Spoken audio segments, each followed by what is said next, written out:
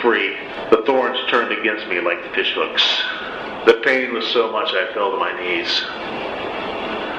But I had the vine out of me. It squirmed in my hand, and I felt a thorn gouge my palm. I threw the vine into the dark. Then I was up and running for the tent again. The roses must have been at work for quite some time before I saw Jacobs.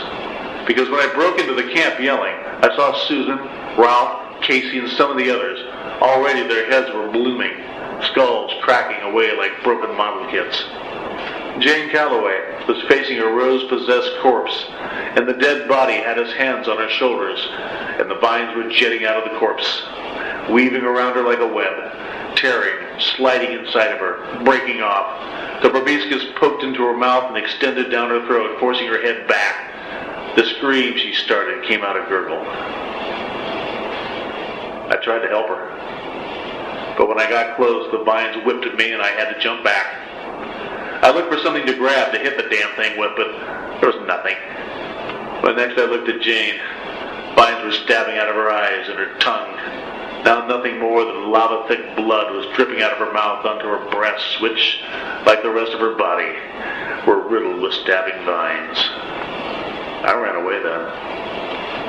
There was nothing I could do for Jane. I saw others embraced by corpse hands and tangles of vines, but now my only thought was Mary. Our tent was to the rear of the campsite, and I ran there as fast as I could. She was lumbering out of our tent when I arrived. The sound of the screams had awakened her. When she saw me running, she froze. By the time I got to her, 2 vine-riddled corpses were coming up in the tent from the left inside. Grabbing her hand, I half pulled, half dragged her away from there. I got to one of the vehicles and pushed her inside. I locked the doors, just as Jacobs, Susan, Jane, and the others appeared at the windshield, leaning over the rocket-nosed hood, the feelers around the brain sacks vibrating like streamers in a high wind. Hands slid greasily down the windshield. Vines flopped and scratched and cracked against it like thin bicycle chains. I got the vehicle started, stomped the accelerator, and the rose heads went flying. One of them, Jacobs, bounced over the hood and splattered into a spray of flesh, ichor, and petals. I'd never driven the vehicle, so my maneuvering was rusty, but it didn't matter. It wasn't exactly a traffic rush to worry about. After an hour or so, I turned to look at Mary. She was staring at me, her eyes like the twin barrels of a double-barreled shotgun. They seemed to say, "More of your doing?" And in a way, she was right. I drove on. Daybreak, we came to the lighthouse. I don't know how it survived. One of those quirks. Even the glass was unbroken. It looked like a great stone finger shooting at the bird. The vehicle's tank was near empty, so I assumed here was as good a place to stop as any. At least there was shelter, something we could fortify.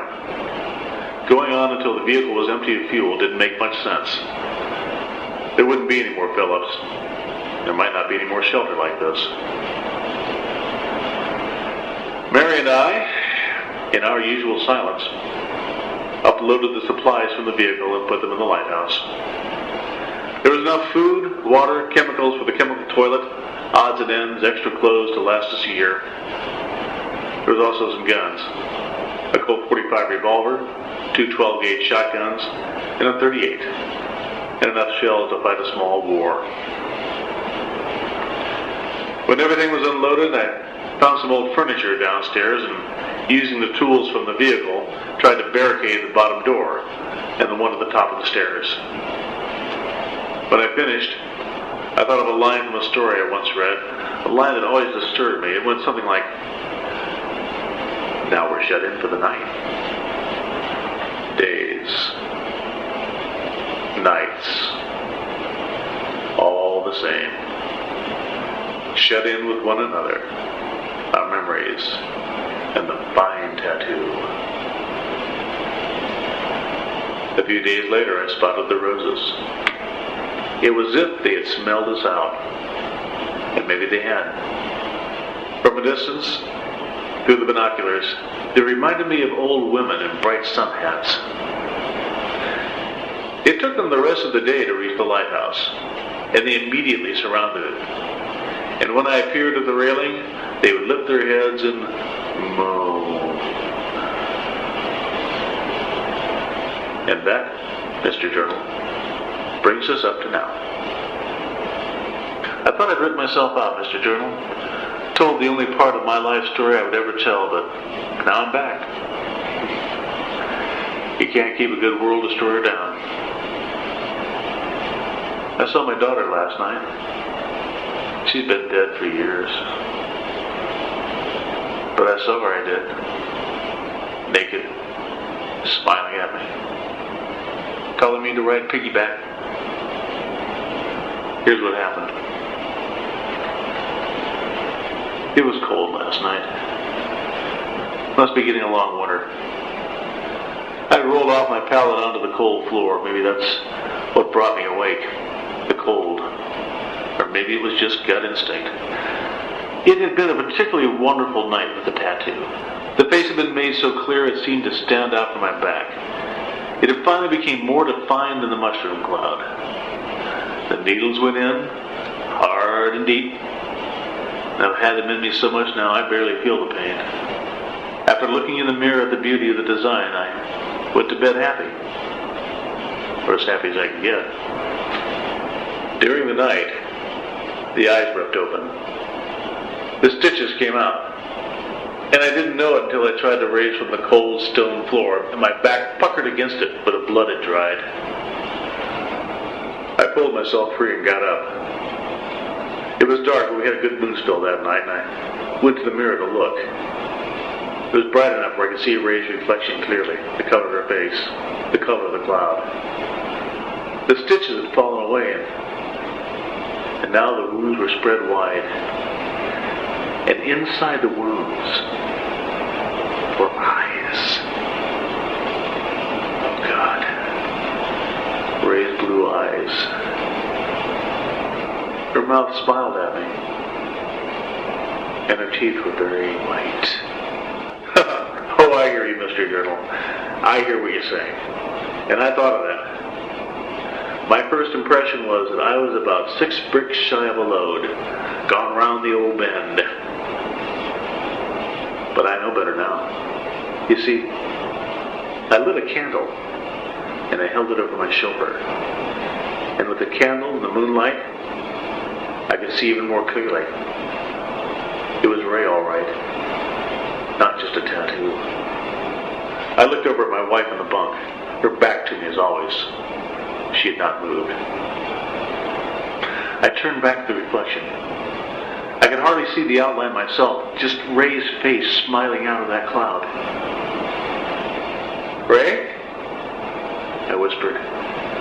Is that you? Come on, Daddy, said the mouth in the mirror. That's a stupid question. Of course it's me. But you're dead? Yes. Did it hurt much? She cackled so loudly the mirror shook. I could feel the hairs on my neck rising. I thought for sure Mary would wake up, but she slept on. It was instantaneous, Daddy. And even then, it was the greatest pain imaginable. Let me show you how it hurt.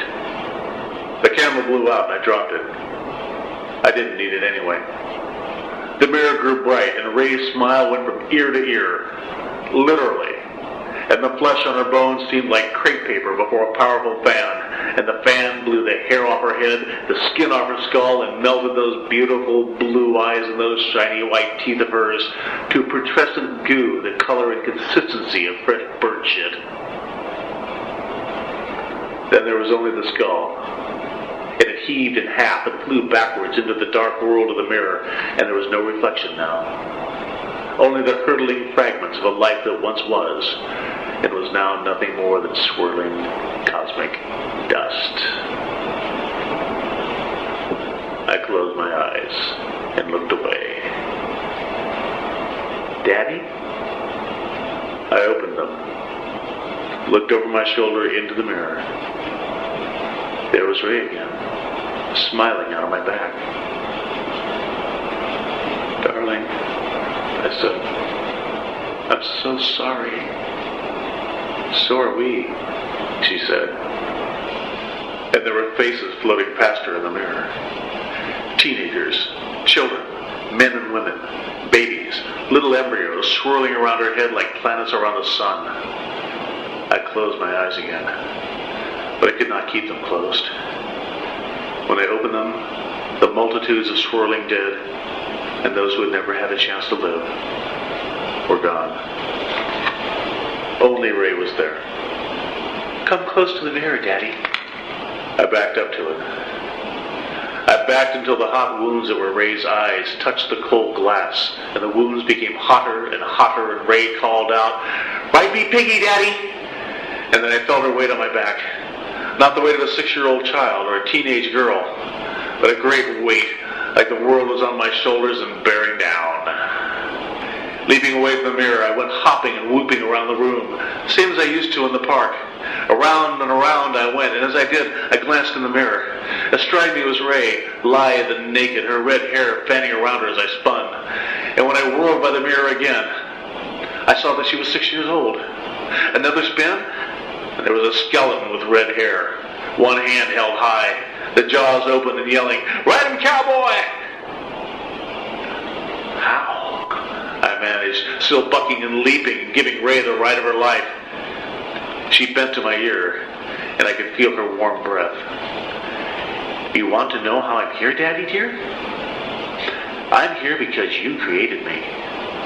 Once you lay between Mother's legs and thrust me into existence, the two of you, with all the love there was in you.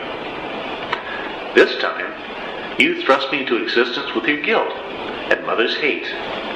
Her thrusting needles, your aching back, and now I've come back for one last ride, Daddy-O.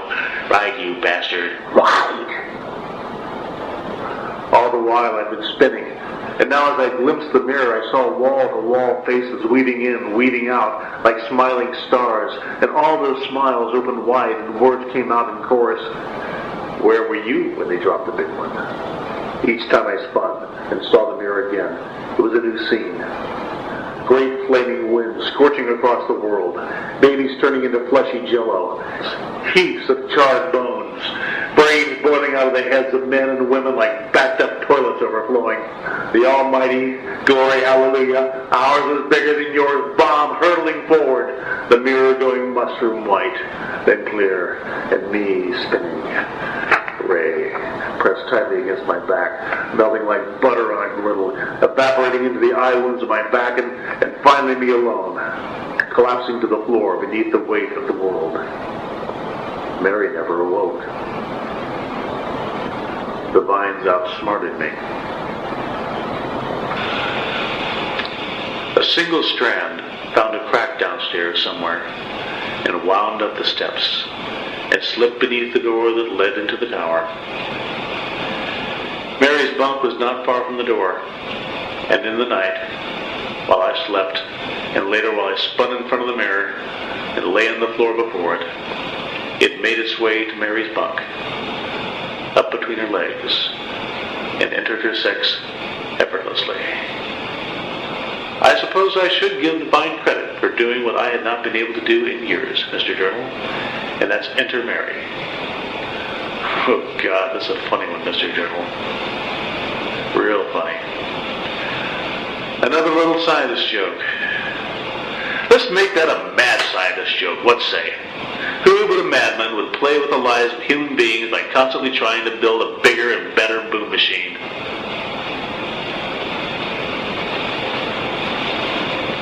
So what of Ray, you ask? I'll tell you. She is inside of me. My back feels the weight. She twists in my guts like a corkscrew. I went to the mirror a moment ago, and the tattoo no longer looks like it did. The eyes have turned to crusty sores, and the entire face looks like a scab. It's as if the bile that made up my soul, the unthinking nearsightedness, the guilt that I am, has festered from inside and spoiled the picture with pustule bumps, knots, and scabs. To put it in layman's terms,